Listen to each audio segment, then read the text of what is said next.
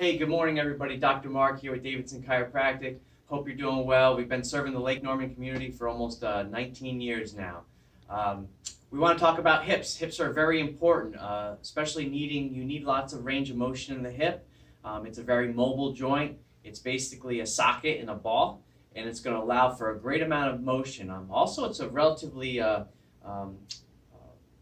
hardy or stable joint in the sense that it's not like the shoulder. The shoulder is basically a flat surface on a round ball. In this case, we have a deep socket, so it kind of makes it more stable, but yet it has a lot of mobility. When we start losing that hip mobility, we start seeing at a clinical level, we see patients with low back pain, SI joint pain, because they lost the mobility of that hip. Now their spine is starting to become unstable, and the body's trying to find range of motion anywhere it can. So with that being said, let's go over a few things that we can do to, number one, loosen up our hips, then to actually try to lengthen our hips or get more muscle length, and then let's find out how to use that new motion with some activation exercises, because if we don't activate those muscles with that new range, our body won't know how to use it, and we could be worse off. So first thing we can do is like a walking leg rotation or a walking pigeon. We're going to probably go like this, walk, bring the heel up towards us, just hold for a second or two, and you would repeat this maybe for, let's say 20 repetitions or a minute or two, just walking down the turf or walking down the street or your driveway. And that would be good to start opening up those hips. The next warm-up we're going to do is something called fire hydrant. So we can go on all fours, get in a good quadruped position. We can extend our leg back, come around and down, performing about 10 to 15 repetitions this direction. And then we want to go the other direction. Out first, around, back in. Out, around, back in. Again, performing about 10 to 15 repetitions per side. That will get the hips warmed up. Next thing we're going to do is a hip stretch. So we can get, again, on the ground, on all fours. I can basically bias either internal rotation or external rotation, and I'm going to lean most of my weight, probably about 70-80% of my weight on this right leg.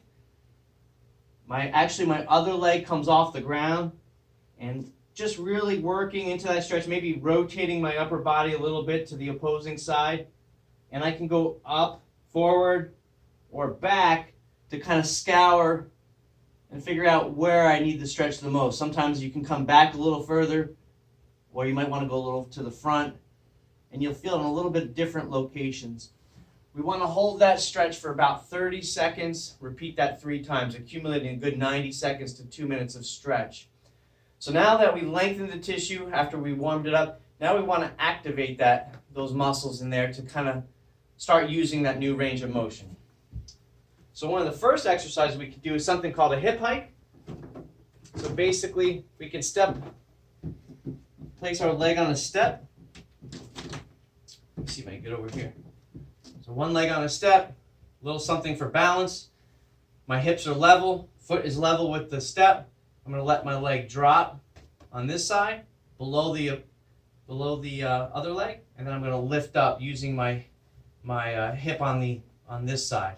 So let my leg drop, lift up. We call these hip hikes. Drop, lift up, holding for several seconds, probably performing about 15 to 20 repetitions on that side. And then we can do something called like a woodpecker. So we're going to stand on one leg, going to keep a soft knee, and then I'm going to make sure I hinge properly at my hips. Body stays upright in the sense that my chest doesn't collapse as I go down. I'm going to go just to where I feel a nice pull in the hamstrings, but I'm using this glute to stabilize, watching that this knee doesn't cross the midline, stays in line with my toe. Come back up. Repeat it again. Back up. We would do 10 to 15 repetitions here, holding at the bottom for a second or two before we come up. So if you do these on a regular basis, it might help some of the hip issues that you might be having. It might loosen that hip up. maybe decrease some of the low back problems that you might be having. If it doesn't clear up, guys, don't be afraid to call our office at Davidson Chiropractic. We'd be happy to do a consult, check to see what's going on, how things are impacting the spine and other areas of your body. Until next time, have a great day.